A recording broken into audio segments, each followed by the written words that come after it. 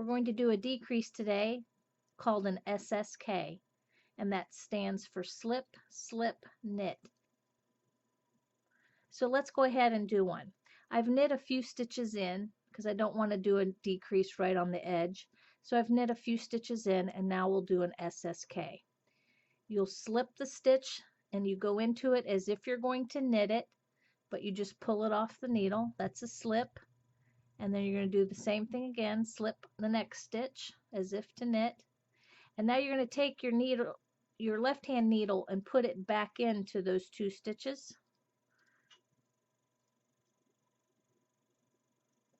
So put it back in there, and then you're going to knit them together. And now you've decreased it. So we're going to knit a couple more, and then we'll work another SSK. Slip as if to knit, slip as if to knit, and then put your needle back in those two stitches. And it's kind of twisted. It looks twisted than a normal knit, but you have two stitches on there, and then you're knitting them back through the back loop and then off. Both stitches come off. So you've done a decrease. And I'll go ahead and finish the row and purl back and show you what it will look like. Okay, I've purled back, and I'm going to pull the stitches down. And you can't really see them, which is good. If you remember, I knitted a few stitches in, and then I did the SSK. So if I pull it down, there's one right here, but you can just barely see it. And then we knitted a few more stitches, and we did another one, which is right here, where my thumb is. You can't see them, which is what you want. An SSK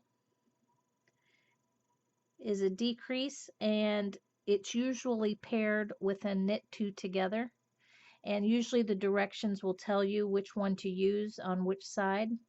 And typically you'll use a SSK at the beginning of a row and a knit two together at the end of a row, because an SSK tends to want to slant to the left, and a knit two together slants to the right. And in your knitting, you kind of want your stitches to go in the direction of your decreases. So you'll see it a lot of times in the sleeve of a sweater, where you'll have stitches all decreasing in one direction, going from one side to the other.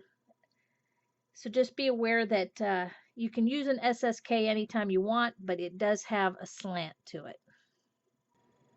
I went ahead and knitted up a few more rows so that you could see what an SK is versus a knit two together. And as you can see, I've done a decrease right along here, 3 stitches in, and then I'd work a decrease, and you can see how it wants to kind of slant to the left.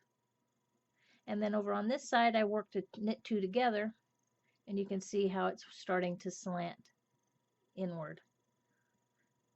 So if you just have to do a decrease and it's only once or twice, you can use either an SSK or a knit two together. But if you're going to be doing them every couple of rows or every other row, then you really want to make sure you do your SSKs on the beginning of the row and a knit two together on the end of the row. And if you have any other questions or comments that you'd like to let me know about, just let me know in the comments and I'll answer your questions. And if there's something I can make a video on, just let me know.